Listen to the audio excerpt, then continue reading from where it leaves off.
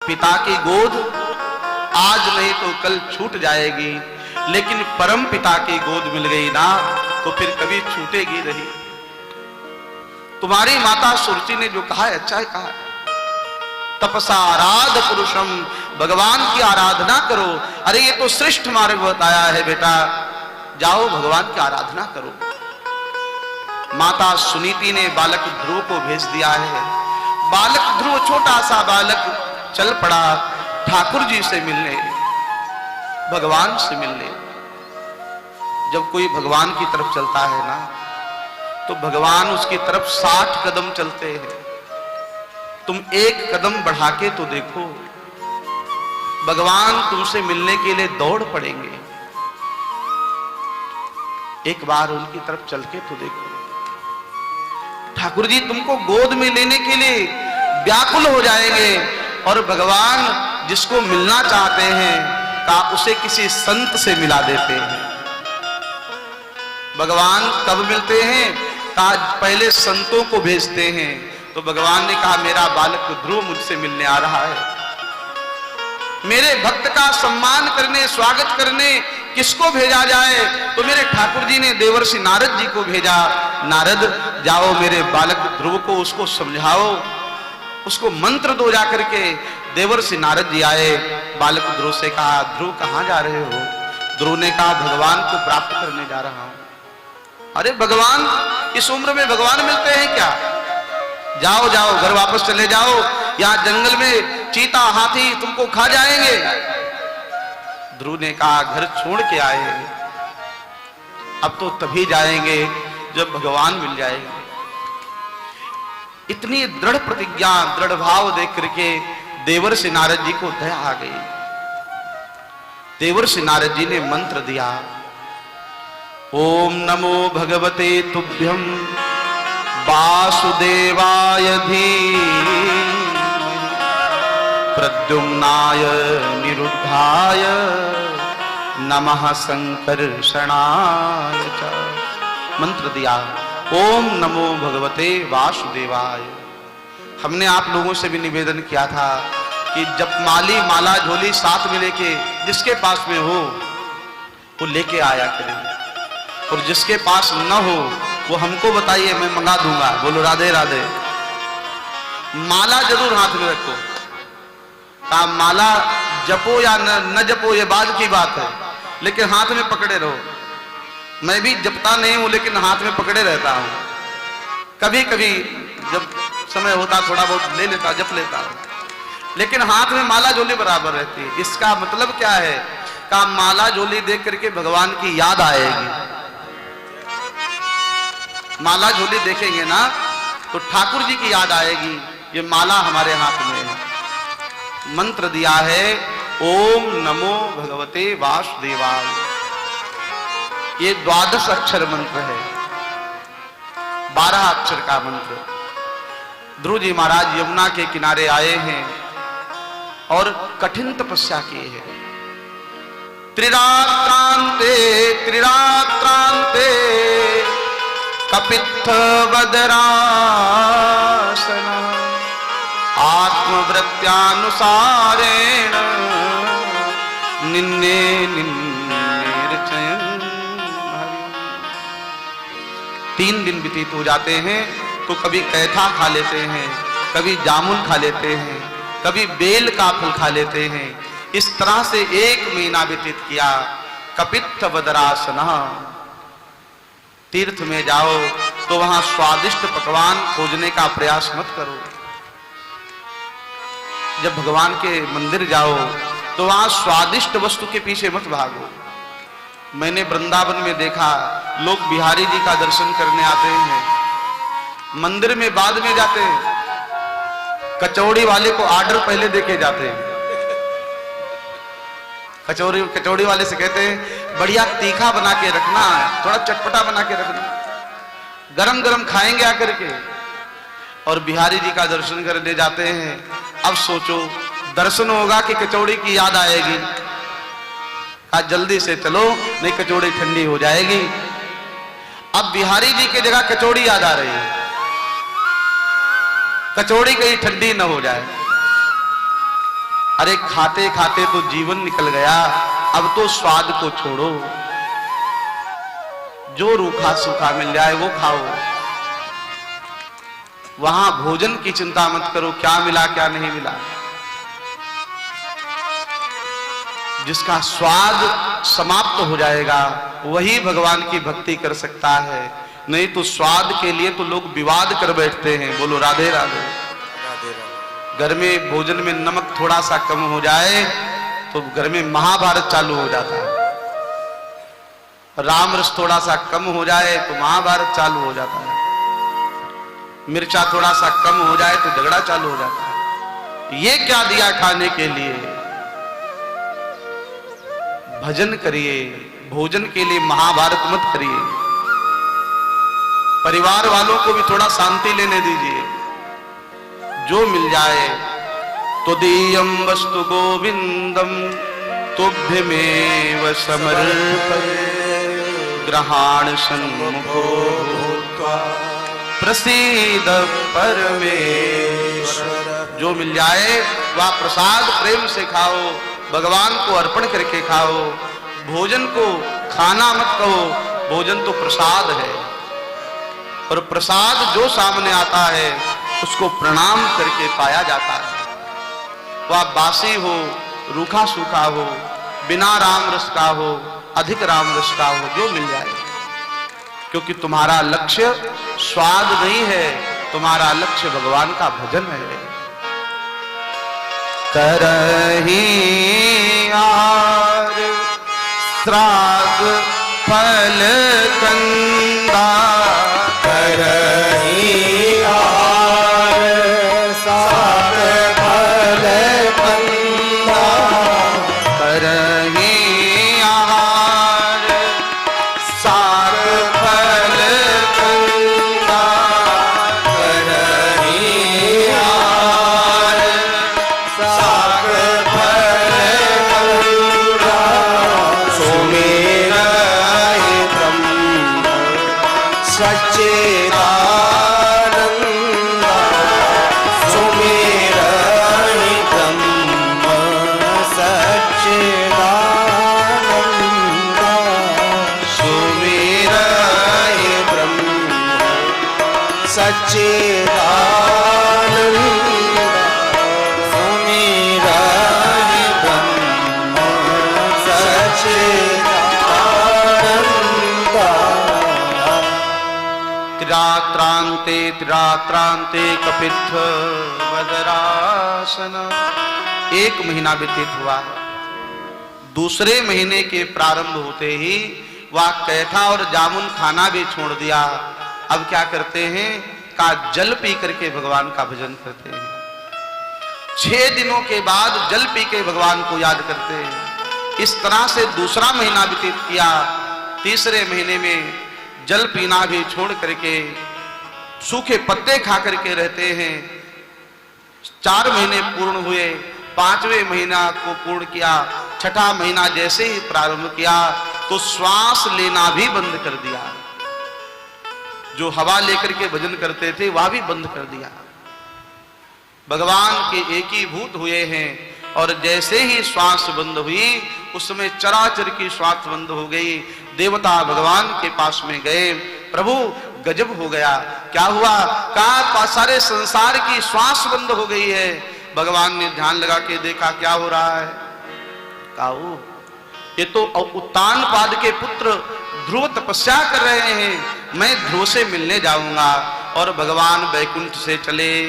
औतान पादे मई संगतात्मा, उसने मेरी अपनी आत्मा को मुझ में समर्पित कर दिया है। इसलिए भगवान माधुर वनम भृत्यदिद्रक्षया गता। भगवान कहाँ आए? काम मधुवन में आए, मधुवन वृंदावन में, जहां ध्रुव जी तपस्या कर रहे हैं। यमुना का किनारा, नीरव शांत यमुना जी का जल कल कल नाद करती श्री यमुना महारानी उसी के किनारे एक पीपल के वृक्ष की छाया में खड़े हुए श्री ध्रुव जी महाराज। भगवान ने देखा छोटा सा बालक, 5 वर्ष की अवस्था, 6 महीने का समय, 6 महीने में भगवान सामने आ गए। भगवान सामने खड़े हैं, ध्रुव जी ने नेत्र नहीं खोले।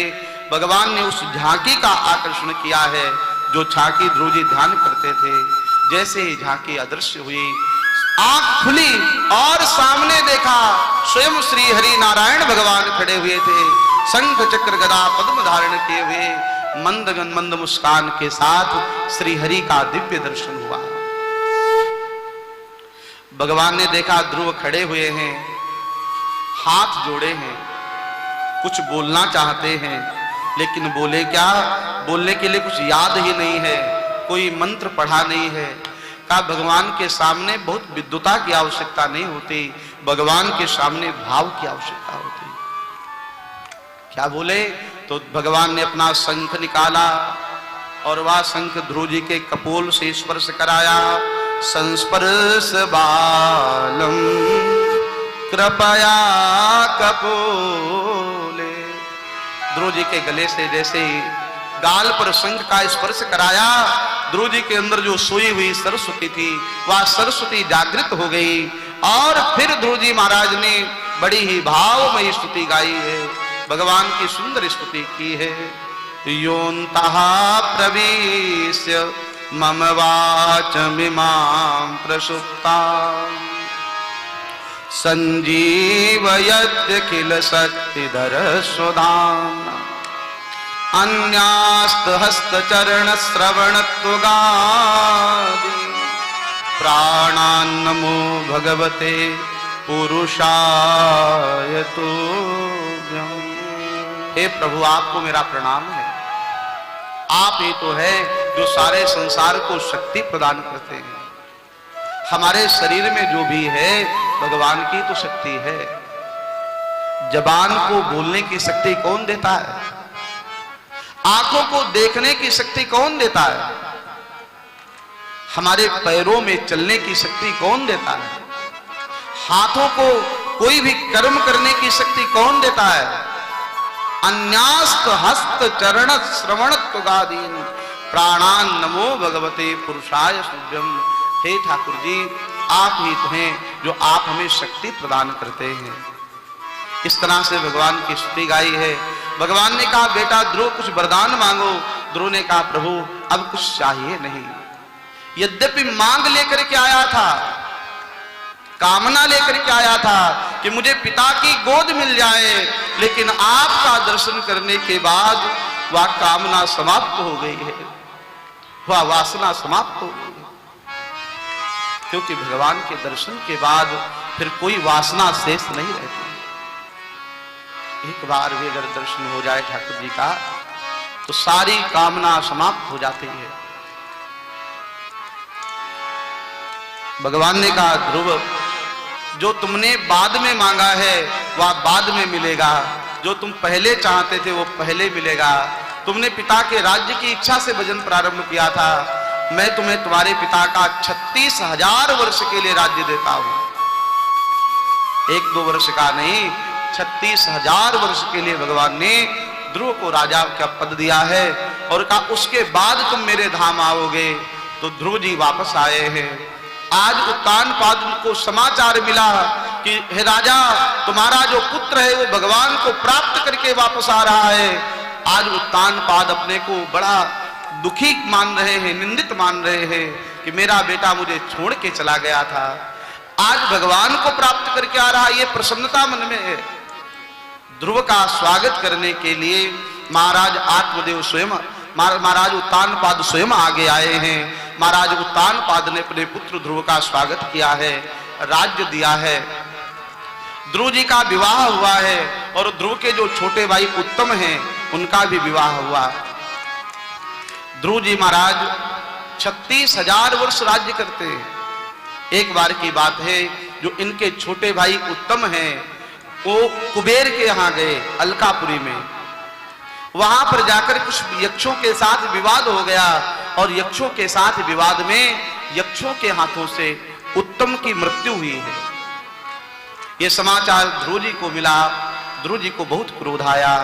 ध्रुव जी ने अलकापुरी के ऊपर आक्रमण किया और हजारों की संख्या में यक्षों का संहार करने लगे। ध्रुव जी को क्रोध आया है, ये देख करके महाराज मनु प्रकट हुए हैं और महाराज मनु ने कहा, बेटा ध्रुव, भक्त को क्रोध शोभा नहीं देता। अलम्बत्सातिरोषेण तमोद्वारेण पापमना। यह बहुत सुंदर उपदेश दिया गया है।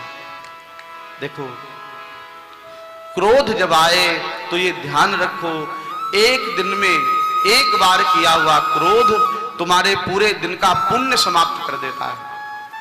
तुम दिन भर जो भी सत्कर्म करते हो वह पूरे दिन का सत्कर्म एक बार क्रोध से समाप्त हो जाता है।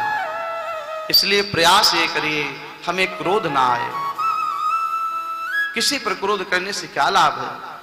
बेटा, तुम भगवान के भक्त हो, तुम्हें भगवान ने दर्शन दिया है, तुम ऐसे महाभाग्यवान हो, 6 वर्ष की अवस्था में 6 महीने में भगवान मिल गए। इस प्रकार महाराज मनु ने समझाया है। किसी ने कहा, जो काम भगवान के दर्शन से नहीं हुआ वह काम सत्संग से हुआ है। भगवान के दर्शन से जो लाभ प्राप्त नहीं हुआ वह लाभ महाराज मनु के सत्संग से मिला है। और ध्रुव जी महाराज वापस आए हैं। ध्रुव जी ने निर्णय किया अपने पुत्र उत्कल को राज्य देने का। उत्कल को राज्य देकर के महाराज ध्रुव तपस्या करने के लिए मां गंगा के किनारे ऋषिकेश में आए हैं। मां गंगा के तट पर साधना प्रारंभ की, लेकिन गंगा का जो शब्द था, शब्द कोलाहल, वह ध्रुव जी की साधना में विक्षेप पहुंचा रहा था। इसलिए ध्रुव जी ने कहा, मैया मुझे क्षमा करना, मैं यहां से जा रहा हूं। गंगा मैया ने कहा, बेटा ध्रुव, तुम यही भजन करो, मैं अपनी धारा के सुर को शांत कर लेती हूं। और आज भी आप ऋषिकेश जाए, वहां गंगा जी की धारा आज भी शांत है। ऋषिकेश से आगे पहले आगे बढ़ेंगे तो वहां गंगा जी की धारा में बहुत शब्द है, शब्द सुनाई पड़ता है। आप हरिद्वार आएंगे, हरिद्वार में गंगा जी की धारा में शब्द सुर है, लेकिन ऋषिकेश में गंगा जी एकदम शांत है। क्यों? का कोई भक्त तीर्थ में जब जाता है तो तीर्थ प्रसन्न हो जाते हैं। बालापन से हरि भजे और जग से रहे उदास, का तीर्थ आशा करत हैं, कब आवहीं मेरे पास। का बचपन से भगवान का भजन करते हैं और किसी से कोई आशा नहीं करते। ऐसे लोगों के लिए तीर्थ भी आशा करते हैं कि ये हमारे पास कब आएंगे। हर तीर्थ चाहता है भक्त हमारे पास में आए, भजन करने वाले हमारे पास में आए। और कोई भोगी जब तीर्थ में पहुंच जाता है ना, तो तीर्थ भी दुखी होता है, ये यहां कहां से आ गया। लेकिन आज दुर्भाग्य है, लोग गलत काम करने के लिए भी तीर्थ में जाने लगे।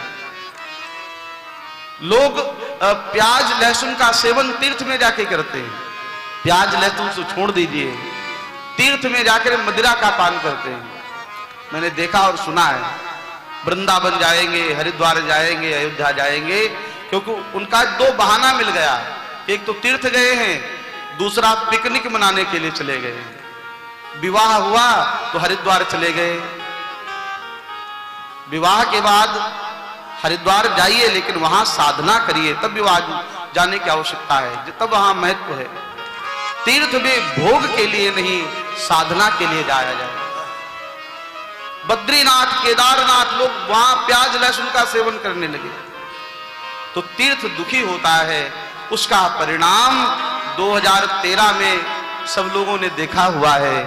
तीर्थ में जाके आप गलत काम करेंगे तो तीर्थ बर्दाश्त नहीं करेगा, वह फिर नाना प्रकार से प्रताड़ित करेगा आपको।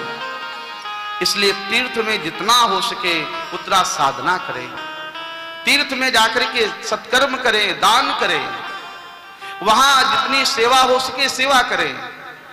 तीर्थ में जाकर के वृक्ष दान करें, और इस समय आवश्यकता है वृक्ष दान की, वृक्ष लगाने की। अगर हम एक वृक्ष लगाएंगे तो उसकी छाया हमको प्राप्त होगी। वह वृक्ष जब तक रहेगा तब तक लोगों के उपयोग में आएगा। बंदरों की सेवा करे, गायों की सेवा करे, यहाँ 9 दिन हमारा सेवा में व्यतीत हो। हमारे श्याम भैया जी, संतोष पोरवाल जी, प्रकाश गुप्ता जी, आज जितने लोग आए हुए हैं, आप सब लोग सुबह से उठ के शाम तक सेवा ही। सुबह 4 बजे उठ के आज यज्ञ प्रारंभ हुआ था। किस समय? 4 बजे यज्ञ प्रारंभ हो गया था। उठे थे 2 बजे रात में, 4 बजे यज्ञशाला में पहुंच गए थे। उसके बाद बंदर सेवा, गौ सेवा, गंगा माता की सेवा, और मछली को दाना देने के लिए जाते हैं सब लोग, मछली को आटा देते हैं जाकर। तो ये प्रकृति की सेवा है, तीर्थ प्रसन्न होते हैं। हमारे मिश्रा श्री कुंज बिहारी जी हम लोग के बीच में हैं, कुछ सूचना प्रदान करेंगे, और आप सब हमारे व्यासपीठ से जो भी जुड़े हुए हैं वो सब इस सेवा में सहभागी बने, ऐसा आप सबसे हमारा आग्रह है। जय श्री राधे। जय जय श्री राधे। पूज्य महाराज श्री के अमृत में वाणी से श्रीमद् भागवत कथा ज्ञान गंगा महोत्सव का, वैसे तो आज 5वां दिवस है और लाडले कृष्ण कन्हैया का प्रागट्य उत्सव भी हम लोग मनाएंगे।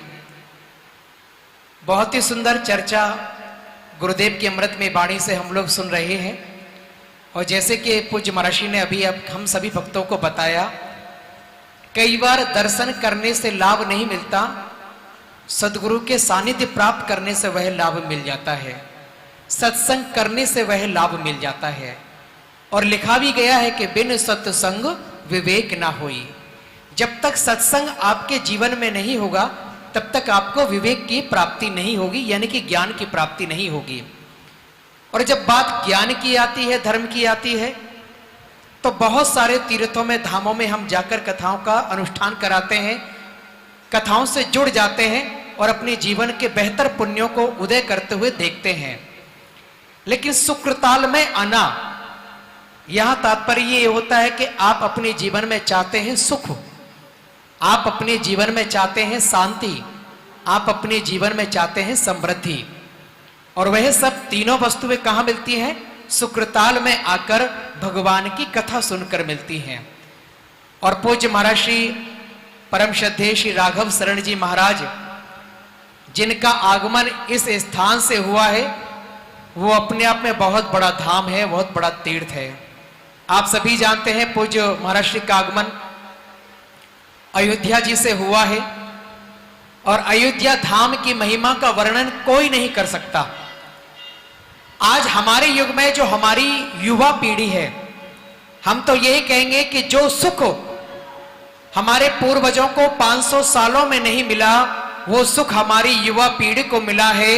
यानी कि 5 अगस्त 2020 को जब राम मंदिर का शिलान्यास किया गया, तो हमारे 500 वर्षों से जो हमारे कहीं ना कहीं पूर्वज बाट निहार रहे थे दर्शन के लिए कि कब रामलला सरकार अपने भवन में विराजमान हो पाएंगे, उसका शिलान्यास 5 अगस्त 2020 को किया गया। तो इससे बड़ी खुशी हमारी जिंदगी के लिए कोई और नहीं हो सकती। तो इस खुशी के इजहार के लिए एक बार जोरदार तालियां बजाइए अपने आप के लिए, और दोनों हाथ ऊपर उठाकर रामलला सरकार की, अयोध्या धाम की। एक छोटी सी बात बता दूं, एक बार एक व्यक्ति बहुत बड़ा पैसे वाला, जो करोड़ों रुपए उसके पास थे, लेकिन जब कोरोना काल में, जयपुर की एक घटना है, सच्ची घटना आपको बता रहा हूं, डॉक्टर के पास गया, लगभग 15 दिन उसने इलाज कराया, लाखों रुपए का बिल डॉक्टर ने दिया पैसे वाले व्यक्ति को। जब वो पैसे वाले व्यक्ति ने बिल देखा तो व्यक्ति की आंखें नम हो गई, रोने लगा, जोर जोर से रोने लगा। डॉक्टर ने कहा कोई बात नहीं भैया, यदि आपके पास पैसा नहीं है तो कोई बात नहीं, बिल में कुछ कमी कर देते हैं। पैसे वाले व्यक्ति ने कहा भैया मैं करोड़पति हूं, मैं अपने जीवन के लिए बहुत कुछ कर सकता हूं, लेकिन आज मुझे रोना इस बात पे आ रहा है कि जिस 15 दिन में ऑक्सीजन का बिल आपने 1 लाख रुपए का लगाया है, परमात्मा, जहां आज मेरी उम्र 60 वर्ष की हो गई, कभी परमात्मा ने अपनी ऑक्सीजन का बिल नहीं भेजा। परमात्मा ने मेरे पास 60 साल की अवस्था मेरी हो गई, आयु हो गई, कभी अपनी ऑक्सीजन का बिल नहीं भेजा, लेकिन 15 दिन में आपने 1 लाख रुपए का बिल मुझे थमा दिया कि हमने आपको ऑक्सीजन दी है। तो कहां जिंदगी में हमारे सांसें कितनी अनमोल है, कितनी कीमती है, ये कहीं ना कहीं सच्चाई उदाहरण आज प्रत्यक्ष रूप में कोरोना काल में हमें सिखा कर गया है। तो आइए, यदि आप चाहते हो कि आने वाले निकट भविष्य में आपके आने वाली पीढ़ी को ऐसी कहीं ना कहीं गंभीर बीमारियों से वो छुटकारा प्राप्त कर पाए, उनको ऐसी पीड़ा ना हो, ऐसी घटनाओं का सामना ना करना पड़े, तो पूज्य महाराज जी ने संकल्प लिया है वृक्षारोपण का संकल्प। इस सुकृताल की पावन पवित्र ऐतिहासिक भूमि से, मां गंगा के पावन तट से, जो कोरोना काल में आपके अपने चले गए हैं, उनके नाम से एक पौधा यहां भी तो आप लगा सकते हैं, और एक पौधा गंगा के तट पर यानी कि सुकृताल में, और एक पौधा चाहे तो कहीं ना कहीं अयोध्या धाम में रामलला सरकार के पावन सानिध्य में आप लगा सकते हैं। जब तक वह पौधा रहेगा, यह विचार कीजिए कि वो व्यक्ति आपके जीवन में जीवंत रहेगा। हो सकता है कि आप भी आने वाले निकट भविष्य में कब परमात्मा का बुलावा आ जाए, आप तो जा सकते हैं, लेकिन पौधा, एक जो पेड़, एक वृक्ष आप लगाएंगे तो जीवन पर्यंत अजर अमर रहेगा। जब तक वो जीवित रहेगा, वो व्यक्ति आपके सामने होगा, उसकी देखभाल पूज्य महाराज जी के पावन सानिध्य में की जाएगी, तो सुनहरा मौका आपको मिल रहा है। यानी कि आने वाली युवा पीढ़ी के भविष्य को संवारने का मौका आपको मिल रहा है, उनको ऑक्सीजन देने का मौका आपको मिल रहा है। परमात्मा ने ऑक्सीजन का अभी तक बिल नहीं भेजा, तो एक पौधा लगाकर हम अनेकों जिंदगियों को तो बचा ही सकते हैं। तो आइए, जो सेवा प्रकल्प से जुड़ना चाहते हैं, आपके परिवार के द्वारा मात्र 5100 रुपए का सहयोग लिखाकर जीवन पर्यंत उस पौधे की रखरखाव, वृक्षारोपण पूज्य महाराज जी के पावन सानिध्य में किया जाए। 5100 रुपए की राशि आप लिखा सकते हैं। संतों की भोजन प्रसादी, नित्य कर्म में कहीं ना कहीं भंडारा महाप्रसाद, लगभग 300 संत महात्माओं का भोजन प्रत्येक दिन में कराया जाता है। 21,000 रुपए की सहयोग राशि आप लिखा सकते हैं। और साथ ही साथ गौ माता की सेवा और बंदरों की सेवा के लिए 1100 रुपए, 2100 रुपए की राशि लिखाकर सुंदर सेवा प्रकल्प से आप जुड़ सकते हैं। और जुड़ने के लिए करना क्या होगा, यानी कि हमारे आश्रम के जो नंबर है, जानकी जीवन धन सेवा संस्थान अयोध्या धाम के जो नंबर चल रहे हैं टेलीविजन स्क्रीन पर, सुभारती चैनल पर, उन्हें आप नोट कर सकते हैं, संपर्क स्थापित कर सकते हैं। गूगल पे, पेटीएम, फोन पे के माध्यम से सुविधाएं उपलब्ध हैं, आप अपनी सेवाएं हम तक पहुंचा सकते हैं। तो आइए, कथा का क्रम चल रहा है। जो भक्त परिवार सुभारती चैनल के माध्यम से जुड़ रहे हैं, मैं उनका बहुत बहुत धन्यवाद ज्ञापित करता हूं। उसी प्रकार जुड़े रहें। और समस्त आयोजक मंडल परिवार, यजमान परिवार, सह यजमान परिवार और जो भी भक्त मंडल परिवार यहाँ पधारे हैं, हम आपका बहुत बहुत अभिनंदन करते हैं। वैष्णव धर्मानुयायी जो सुभारती चैनल के माध्यम से जुड़ रहे हैं, उनका भी धन्यवाद ज्ञापित करते हैं। लेकिन जुड़े रहें, सेवाओं का लाभ आप प्राप्त करते रहें। अपने नाम से, अपने प्रियजनों के नाम से, अपने आत्मजों के नाम से वृक्षारोपण आप भी कराते रहें। यही सुंदर संकल्प है और यही छोटा सा प्रयास है। तो आइए, मैं अपनी वाणी को विराम देता हूँ। कथा के उसी क्रम में पूज्य महाराज जी के पावन सानिध्य में एक बार प्रेम से भाव से दोनों हाथ बढ़ाकर पूज्य सद्गुरुदेव भगवान की, श्रीमद् भागवत कथा महापुराण की धन्यवाद।